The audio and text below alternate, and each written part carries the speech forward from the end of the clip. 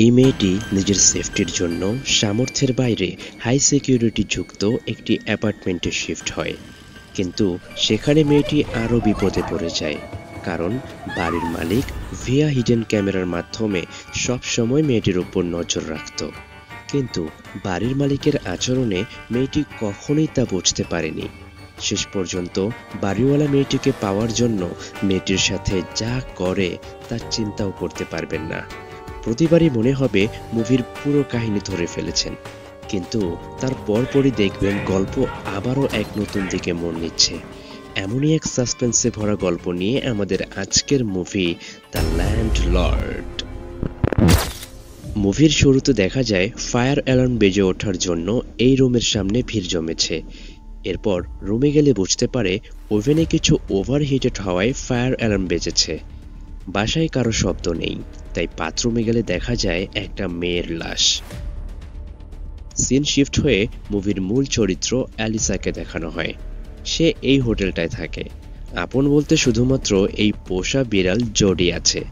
Alyssa একটা বারে জোকের কাজ করে, মানে মানুষদের বিভিন্ন কথার মাধ্যমে বিনোদন দেয়। পরদিন রাতে সে তার স্টেজে পারফর্ম শো করে। পারফর্ম শেষে এক বোতল পানির জন্য এখানে আসলে পরিচয় হয় অলিভার নামের এই ছেলের সাথে। তার গার্লফ্রেন্ড স্যামের সাথে কিছুক্ষণ আগে ঝগড়া হয়, কারণ হিসেবে জানা যায় অলিভার অ্যালিসার প্রশংসা করেছিল তাই। এখানে তাদের মধ্যে বেশ কিছু কথা হয়, আর তাদের কথার মাধ্যমে জানা যায় অ্যালিসা যে হোটেলে থাকে সেই হোটেলটা তার কাছে সেফ মনে হয় না।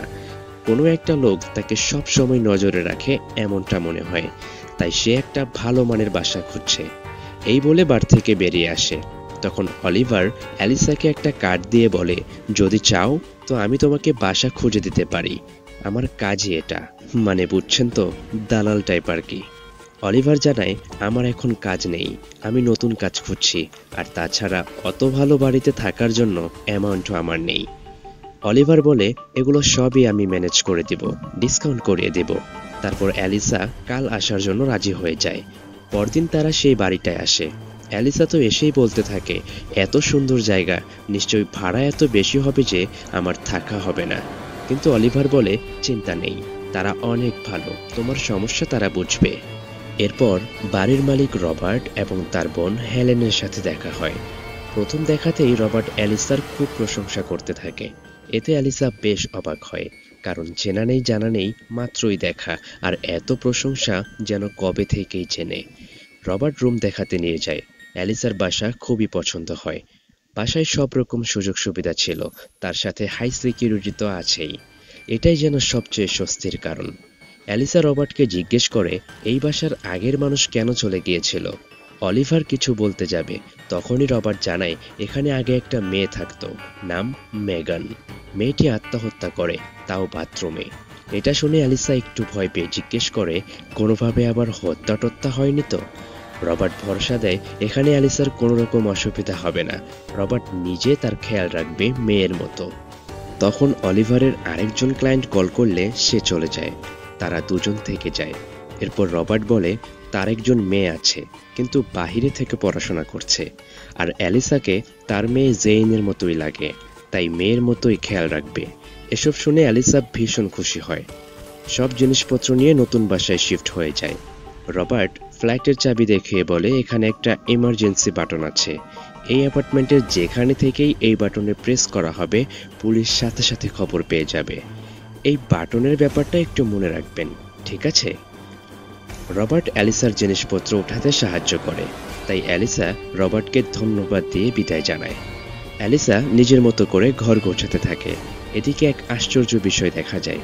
রবার্ট একটা চশমা পরে নেয়, যেটা থেকে অ্যালিসার সম্পূর্ণ রুম দেখা যায়। আসলে রবার্ট বাড়ির প্রত্যেকটা রুমে এমন ভিয়া হিডেন ক্যামেরা লাগিয়ে রেখেছে, যাতে করে সে সব জায়গায় নজর রাখতে পারে। এদিকে অ্যালিসা বাহিরে আসে, আর তখন অচেনা নাম্বার থেকে মেসেজ আসতে শুরু করে। অ্যালিসা ঘাবড়ে যায়, যার জন্য এতবার সিম চেঞ্জ করলো, এত হাই সিকিউরিটি অ্যাপার্টমেন্টে আসলো, তবুও সেই একই ঝামেলা রয়েই গেল। এমন সময় অলিভার এসে অ্যালিসাকে সামলে নেয়। এরপর দুজনে মিলে একটা সুপার শপে যায় প্রয়োজনীয় জিনিসপত্র নিতে। এখানে অলিভার অ্যালিসাকে ডেটের জন্য বলে, কিন্তু অ্যালিসা মানা করে দেয়। তখন অলিভারের এক্স গার্লফ্রেন্ডের সাথে দেখা হলে অ্যালিসা একাই বাজার করবে ভাবে, কিন্তু বারবার মেসেজ আসায় বাজার না করেই বাসায় ফিরে। ঘরে ঢোকার সময় কেটি নামের এই মেয়েটির সাথে কিছু কথা হয়। তখন কেটি জানায় অ্যালিসা এখন যেই ফ্ল্যাটে থাকে সেখানে আগে যেই মেয়েটি থাকতো তার সাথে অনেক খারাপ কিছু হয়েছিল। কিন্তু অ্যালিসা কথাটায় তেমন কোনো গুরুত্ব না দিয়ে রুমে চলে আসে। এসেই দেখে একটা চিঠি সহ তার জন্য পছন্দের ফুলের তোড়া রাখা। অ্যালিসা সামনে এগিয়ে দেখে পুরো বেডটাই চেঞ্জ। এসবে সে অনেক আতঙ্কিত হয়ে পড়ে। তখন রবার্ট কল দিয়ে জানায় এগুলো সে উপহার হিসেবে করেছে অ্যালিসার জন্য। অ্যালিসার সাথে সাথে জানায় কোনো কিছুই বেশি বেশি তার পছন্দ না, রবার্ট যাতে পরবর্তীতে এসব আর না করে। কিছুক্ষণ পরে রবার্ট আসলে অ্যালিসা সাফ সাফ জানিয়ে দেয় সে চায় না তার অনুপস্থিতিতে কেউ তার রুমে আসুক। রবার্ট তার কাজের জন্য সরি বলে। তখন অ্যালিসার আবার একটু গিল্টি ফিল হয় যে লোকটা তাকে এত কেয়ার করে আর সে এভাবে মুখের উপর সব না করে দিচ্ছে। সেই বোধ থেকে রবার্টকে লাঞ্চের জন্য প্রস্তাব করে। এরপর তারা লাঞ্চের জন্য একটা রেস্টুরেন্টে আসে। এখানে তাদের কথায় জানা যায় রবার্ট একসময় সৈনিক ছিল, কিন্তু পরিবার থেকে দূরে থাকতে হয় তাই ছেড়ে দিয়েছিল। অ্যালিসার বাবা কি করে জিজ্ঞেস করলে জানা যায় তার বাবাও সৈনিক ছিল।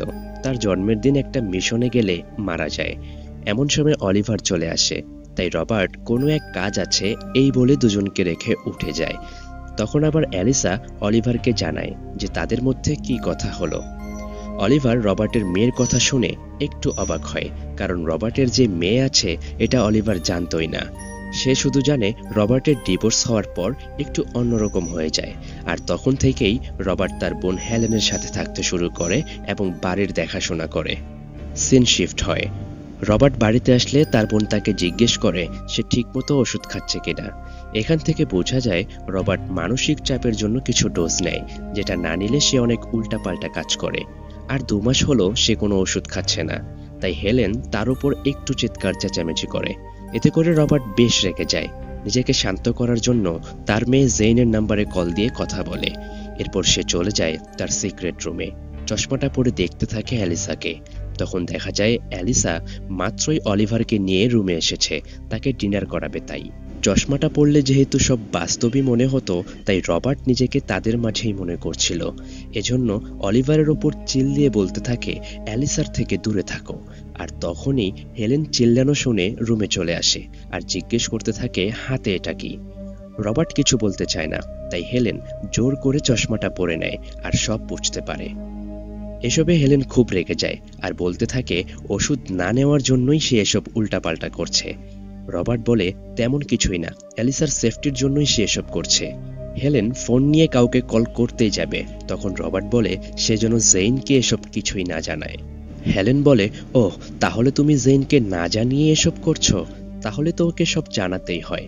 এভাবে তর্ক করতে করতে রবার্ট হেলেনকে ধাক্কা দিয়ে দেয় আর হেলেন বাড়ি খেয়ে নিচে পড়ে যায়। রবার্ট আরও রেগে গিয়ে গলা টিপে এক পর্যায়ে মেরেই ফেলে। এরপর দেখা যায় হেলেন আসলে ডাক্তারকে কল দিয়েছিল। যেহেতু রবার্টের দুর্বলতা তার মেয়ে জেইন, তাই হেলেন চেয়েছিল মিছিমিছি ভয় দেখিয়ে এসব জঘন্য কাজ থেকে রবার্টকে দূরে রাখবে। সিন শিফট হয় অ্যালিসার কাছে। এখানে তারা ড্রিঙ্ক করছিল আর অলিভারের জামায় একটু ড্রিঙ্ক পড়ে যায়, তাই জামাটা ধোয়ার জন্য খুলে ফেললে অ্যালিসা ব্যাপারটাকে ভালোভাবে নেয় না, তাই তাকে বের করে দেয়। তখন পথে রবার্ট অলিভারকে সাবধান করে দেয় সে যাতে অ্যালিসার থেকে দূরত্ব বজায় রাখে। হঠাৎ এমন আচরণে অলিভার বেশ অবাক হয়। রাতে ঘুমানোর জন্য আসলে রবার্ট আবারও ক্যামেরা চেক করে। সকালে কাজে বের হলে রবার্ট লুকিয়ে অ্যালিসার রুমে এসে সব জিনিসপত্র ঘাঁটতে থাকে, এমনকি ল্যাপটপের পাসওয়ার্ডটাও সে জানে। মূলত সে এসেছে অ্যালিসা কোথায় কাজ করে সেটা জানতে। এরপর সে অ্যালিসার সিক্রেট বক্সটাও পাসওয়ার্ড দিয়ে ওপেন করে ফেলে। সেখানে রাখা গানটা দিয়ে বিড়ালকে তাক করে। এরপর দেখা যায় অ্যালিসা বাসায় এসেছে, কিন্তু সিঁড়িতে ক্যাটিকে কান্না করতে দেখে তার কাছে চলে যায়। জিজ্ঞেস করে সে কেন কান্না করছে। উত্তরে ক্যাটি বলে হাজবেন্ডের সাথে ঝগড়া হয়েছে, এছাড়া তেমন কিছুই না। তখন ক্যাটি অ্যালিসাকে জিজ্ঞেস করে তার দিনকাল কেমন যাচ্ছে। অ্যালিসা বলে নতুন একটা চাকরি পেয়েছে আর এখানে ভালোই আছে, রবার্ট তার অনেক খেয়াল রাখে। এটা শুনে ক্যাটি বলে ওঠে হ্যাঁ, তা তো রাখবেই। কথাটায় সন্দেহের আভাস পেয়ে অ্যালিসা ক্যাটিকে বলে যদি সে কিছু জানে তাহলে তাকে বলতে। তখন কেটি শোনায় এক কাহিনী। রবার্ট আগের ভাড়াটিয়ে মেগানের সাথে বেশ ক্লোজ ছিল, আর তার মারা যাওয়ার পর অনেকদিন যাবৎ ফ্ল্যাটটা ফাঁকাই রেখেছিল। কথাগুলো শুনে অ্যালিসা বেশ অবাকই হয়, কারণ রবার্ট তাকে বলেছিল মেগানকে তেমন চিনত না। তাদের এই কথাবার্তা আবার আড়ালে রবার্ট শুনছিল। কেটি আরও বলে অ্যালিসা দেখতে অনেকটা মেগানের মতোই ছিল, এমনকি মেগানের ছবিটিও দেখায়। এরপর অ্যালিসা রুমে এসে প্রিয় বিড়াল জোডির খোঁজ করতে থাকে, কিন্তু কোথাও পায় না। এর আগের সিনে দেখেছিলাম, মনে আছে, রবার্ট বিড়ালটার সাথে কিছু একটা করেছিল, কিন্তু কি করে তা আমাদের দেখানো হয় না। পোষা প্রাণী বিড়াল খুঁজে না পাওয়ার ফিলিংসটা কেবল তারাই বুঝবেন যারা বিড়াল প্রেমী আছেন। সিন শিফট হয়।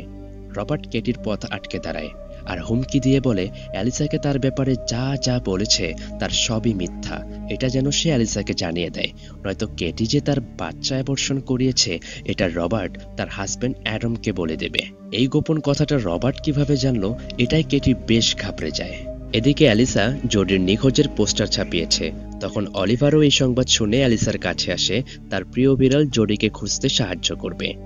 উপরে আসতে আবার দেখা হয় রবার্টের সাথে। অ্যালিসা জিজ্ঞেস করে জোডিকে কোথাও দেখেছে কিনা, কিন্তু রবার্ট সরাসরি না বলে দেয়, আর এমন ভাব করে যেন সে কিছুই জানে না।